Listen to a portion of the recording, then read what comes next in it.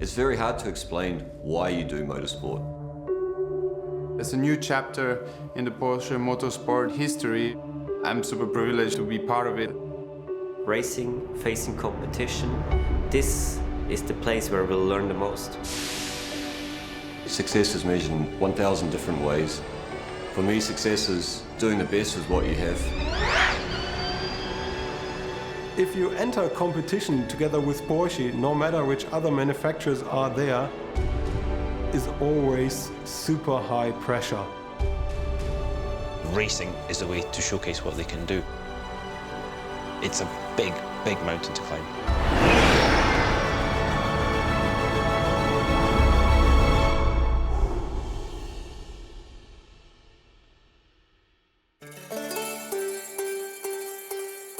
After 28 months of hard work and countless hours of painstaking preparation, the Tag Heuer Porsche Formula E team are in Diriyah, Saudi Arabia, for their first ever entry into the ABB Formula E Championship.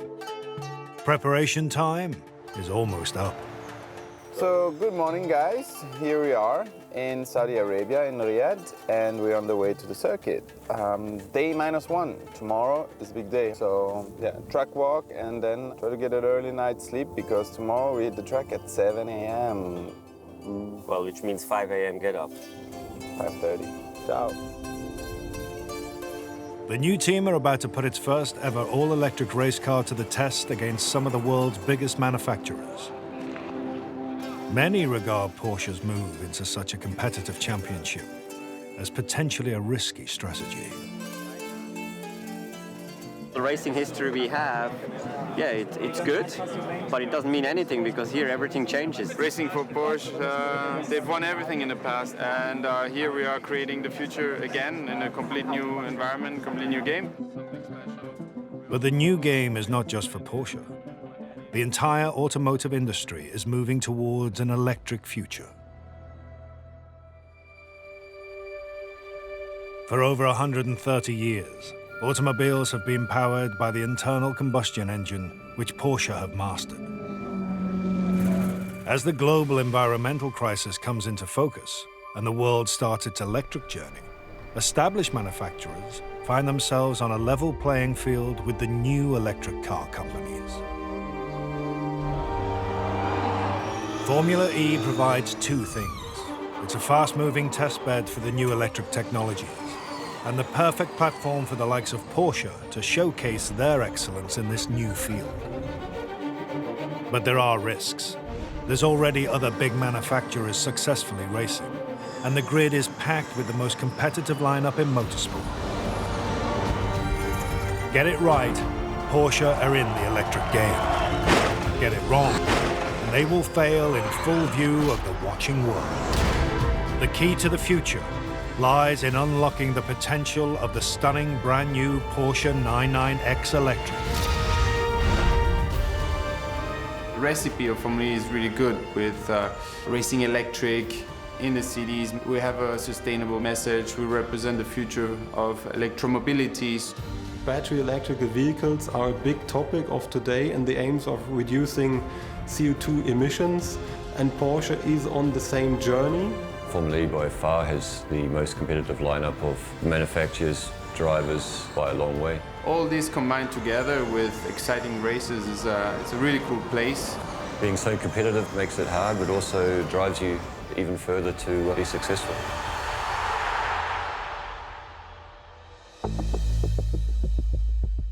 The first chance the Porsche team had to assess themselves against their competitors was in Valencia, Spain, where all the teams gathered for 3 days of time testing. Can you hear me? Radar check. Yeah, copy mate, loud and clear, loud and clear. I want to be out straight away, guys. Make sure everyone's cleared. The 10 seconds are gone, please. Oh, great. All right, you check 1, 2, 3. Copy. You can go to Mod 5 and watch for Brian. Mod 5, watch for Brian. As the drivers headed out on track, this was to be the final phase of an extensive development program for the car and the team.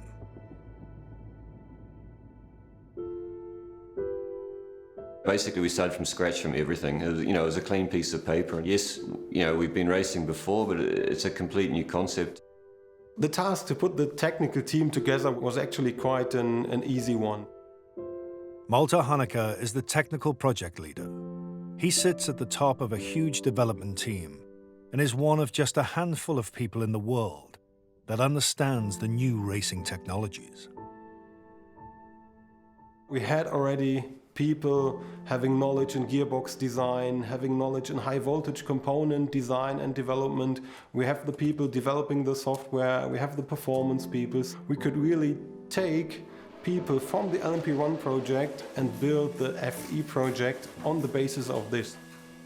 With Malte, when you talk about technical aspects and which direction we're going, you already see he understands exactly what your question is, and he already knows your next two questions. Malte, the classical engineer, I don't need to explain him how a differential or whatever works, he knows it. Swiss driver Neel Jani is the epitome of a Porsche driver, having spent over 4 years as part of the team. Delivering one of the ultimate prizes in motorsport, victory at Le Mans in 2016. We needed somebody that has an established relationship with the team. We don't need to learn how to talk to him, how to listen to him, so it was all working right from the beginning.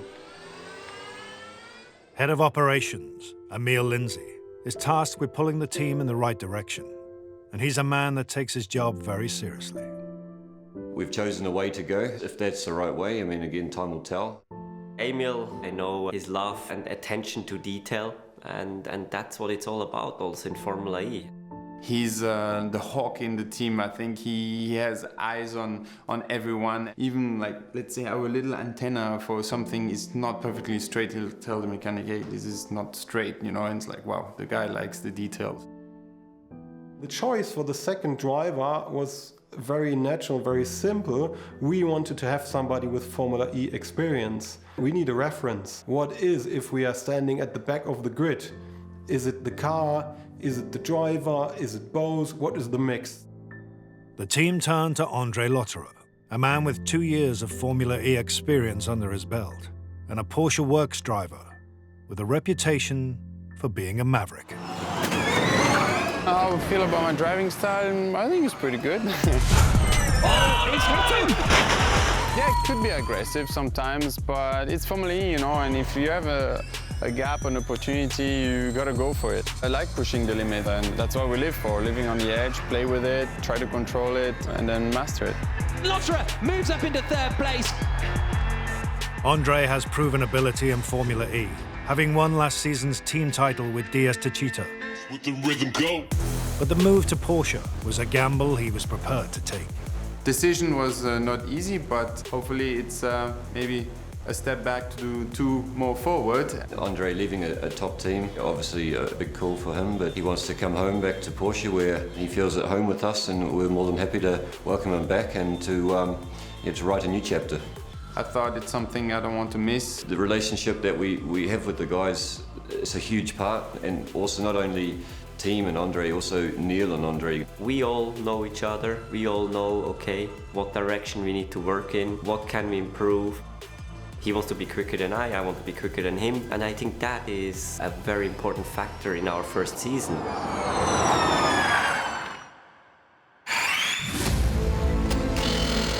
The 3 days of time testing in Valencia was to be a crucial moment for the team. Valencia was really the first time that we saw Porsche in the paddock. They were there against their opposition. Before that, they'd been doing private tests. When you're doing private tests, you maybe think you've got the answer, but you've got nothing to reference that against. You go to the first test, you know where you are. It's about time to face reality, to meet the competition, and to understand where you are. No matter where it really is, we are really desperately looking for this reference and for the real thing. There's just so much understeer. You gotta do something bigger. As soon as you put roll in the car, the front left or the front inside wheel locks and you just can't go in the corner. It's so unstable on turn, it's so unstable. Do you feel a big difference actually the 2 outings? Yeah, it's better on front axle. The team is struggling with the setup of their cars. That all-important benchmark was showing they were off the pace of their competitors. I just hit the barrier. I hit that concrete thing. Okay, is it big damage or? Front right suspension, so I stopped the car. Okay, copy that, copy that. Hey Neel, this is Scott in Race Control. Do we need to come retrieve you? Yeah, front right suspension. I don't want to do the full lap with it because it's just here. Valencia test for us was adventurous, I would call it. We've tested definitely the strength of the car on the walls. Things went from bad to worse, with Lotterer also crashing. Smashed the wall, turn one. It's too late to abort. Okay, feedback on damage, Andre, feedback on damage. Yeah, front right and rear right. So Andre, go to POK, let's go to DMS 0, that will switch off radio communication, but we can't keep the car on DMS. The team needed track time, but instead, they were stuck in the garage. The walls are the track limits, and when you try to find the limit, the wall is there. First 2 days were difficult because we had the two crashes, both with Neel and Andre. Of course, that always, let's say, you lose test time from that. Yeah, there's only a couple of days left now where we can prepare for the first race, so it's important we go through our own program first and see where we end up. After the 3 days of testing, Porsche were one of the slowest teams, posting the 19th and 22nd fastest lap times out of 24. This was not what they had hoped for. You're looking at the timesheets, your names are not at the top, they're at the wrong end of the timesheet. You know, the first race is coming up, the clock's ticking, and panic can set in. The good news is they've got the people to fix the problem. The question is, are they going to be ready? Porsche were about to find out, as the next stop was the real thing. Race 1 in Saudi Arabia.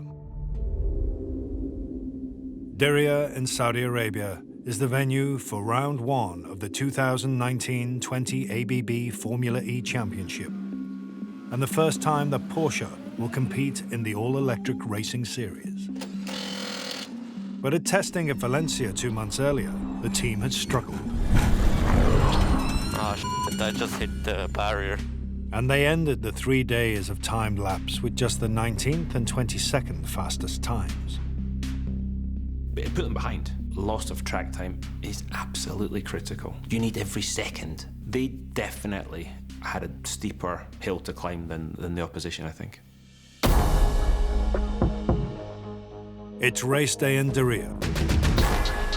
And on the dusty street circuit, the drivers were still struggling with the setup of their cars during the first practice session. Neel Jani on full power. He's locked up there, Jani, and gone in deep. Eventful morning. Track was unbelievably slippery, so it was just staying on track, not damage the car here. And yeah, now we have to put it together. Next thing is already qualifying. Pre-practice 1 was not ideal, so we changed a bit the setup, so I didn't have the reference, so I just went for the best I could. Could have been better, I think. Formula E, 2 practices, qualifying, race, 1 day. There's no time to really go through things, start to understand the problems. You've got to do everything in much quicker timescales. Excellence is expected. Formula E could be Porsche's biggest challenge yet. When I grew up as a kid, I thought of 2 brands when I was thinking about fast cars. One of them is with the red cars and the other one was Porsche. Just the 911 is just such a beautiful, timeless car, and that every kid dreams of having. Fast cars again connects to racing, which is in their DNA. Porsche is arguably the most successful brand in motorsport, winning in almost every category of racing it has ever entered. But it was at Le Mans where the name became legendary. With 19 wins, Porsche are the most successful marque in the history of the world-famous 24-hour race. What makes Porsche special is the achievements they made in motorsport. At Le Mans, they even won Formula 1 World Championship with an engine. Porsche is very special. The family culture we have there, it just makes it so much fun. It's not just doing a job, getting the end of the day a paycheck. It's about wanting to win. To be allowed to work for Porsche, and especially in motorsports, yeah, there is nothing better really. We got everything there to breed champions, and I think the history has proved that. With a Porsche name, definitely it's a burden that we like carrying because people see the brand with a lot of success in the past, and obviously a lot of our street cars going forward with all that transfer of technology that we got from our racing in the hybrid side. I think that Formula E was an absolute total no-brainer for us to compete in it. All the manufacturers are here. It's a nice part of the puzzle for Porsche to be here exposed to this type of technology and then having relevance for street cars. It's qualifying time here in Diriyah for race 1 of the 2019-20 championship. The time has finally come to find out exactly how quick the Porsche team is. Where will they put their cars on the grid? Very excited. I think everyone's excited here in the team. They haven't raced in 2 years since they stopped at Le Mans, and yeah, finally time to hit the track. And for me also very exciting with this new team, new challenge. So let's see how it goes. Porsche will have troubles. Formula E is very different from other motorsports. Although they have a very strong heritage, they're Porsche and they're investing a lot in this championship. The first year, there's a lot of things to learn. They're no slouches. They know how to get up to speed quickly, and I believe that they will be there or thereabouts right from the offset. It was time for Porsche's first competitive laps in Formula E. Andre, radio check. Yeah, I hear you. Check 1, 2, radio check 1, 2. You hear me now? Yeah. Points and reputations were on the line. Andre Lotterer is first out on track and looking quick. And look at the gap. You're looking good, you're on track, no worries. Lotterer has monstered it through the middle sector. Really strong from Andre Lotterer. Yep, so we need to push. Here comes Andre Lotterer, quick middle sector, and it's top of the times for Lotterer, but Bird goes quicker by half a second. What a lap from Sam Bird. That is P3. Alles gut. Execution. Und gute Execution, ja. In qualifying, the 6 fastest cars go through into Super Pole. A single lap to determine the order of the front 3 rows of the grid. Okay, it's released now. Andre was holding on to 6th, with just the last group to run. Next up, it was Neel's turn to qualify. Okay, now you can go to mode 7. Go to mode 7, wait. Just focus on your tyres, focus on your brakes. What has happened here? Yeah, just the front locked. Johnny goes into 20th. He was definitely slowed by that accident though, and that's disappointing for his first Porsche qualifying. Oh, I had to slow down for yellow there. Yeah, sorry man, that's not good. Yeah, but of course it destroyed his lap, yeah, and you're out of the rhythm, etc., etc. So. Out in the same group was Nick de Vries, driving for German rivals Mercedes-Benz, also making their Formula E debut. So here comes Nick de Vries with Mercedes-Benz. Wow, across the line, de Vries second. It could be both Mercedes-Benz into the final part of qualifying. Sadly for Andre, that put him out of the top 6. He would start the race from 7th place on the grid, with Neel Jani 20th. You see how close it was to be in Super Pole. Maybe we could have gained a few more places there, but it didn't happen, so we have to live with that.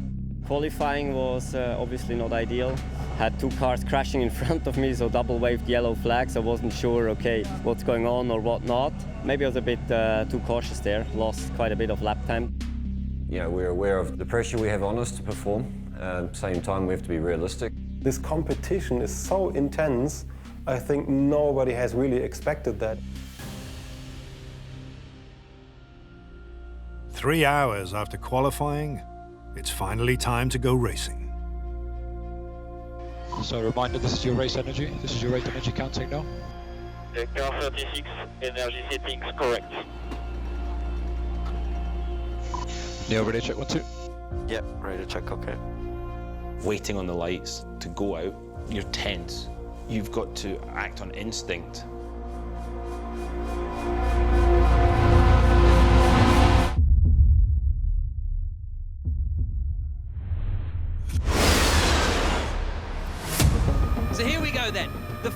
race of the new season and the first ever for Mercedes-Benz and Porsche.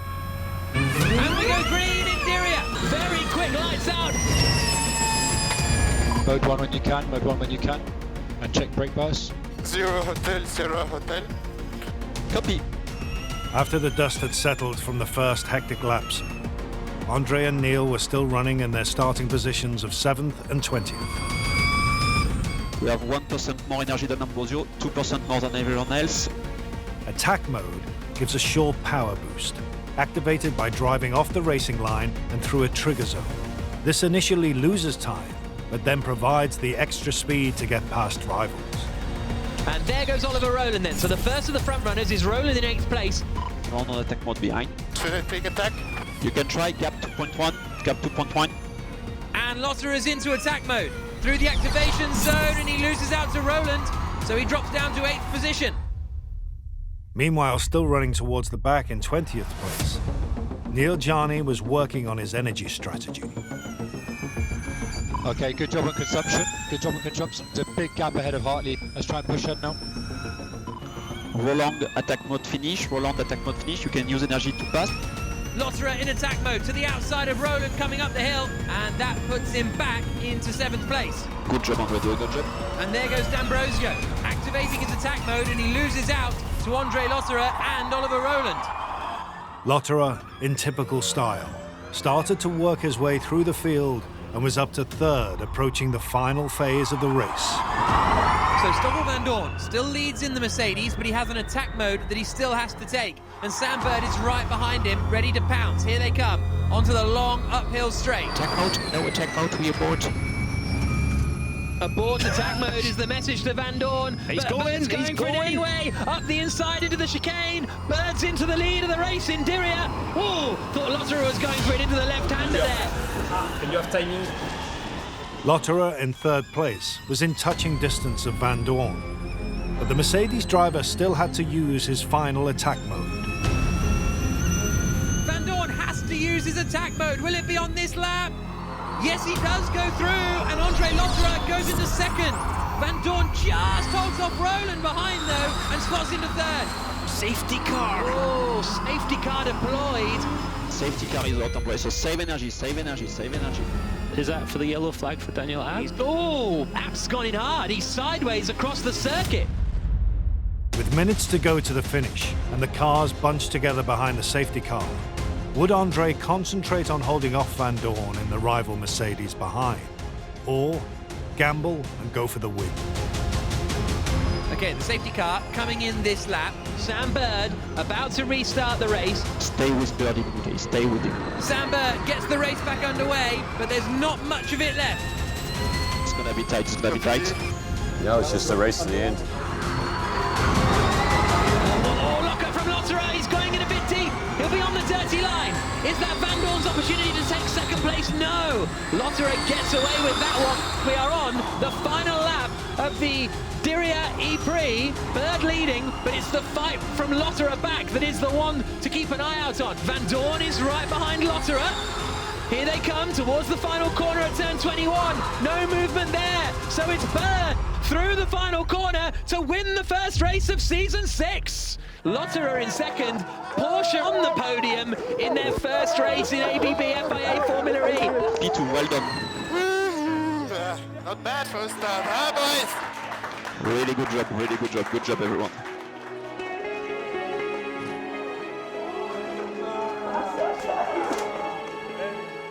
Dreaming of a podium, and it happened. We can be already proud of our debut. I think it's a historical moment for Porsche to finish 2nd immediately. It's a great way to motivate everyone, and I'm super happy. Yeah, it was a small dream come true. You know, we've been preparing for this debut race for such a long time now, and to finally get the cars on the track and to come away with the first race with a P2 was, it was a mega result.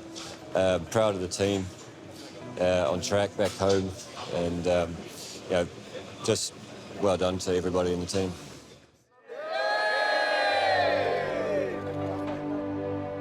We've seen last year teams being up high, being down at the bottom. There's a lot of movement.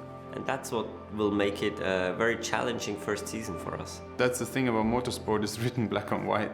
And either you're quick or you're slow, and anything that's not first is in a way a failure. One aspect that I really look forward to next year, honestly, to win a race.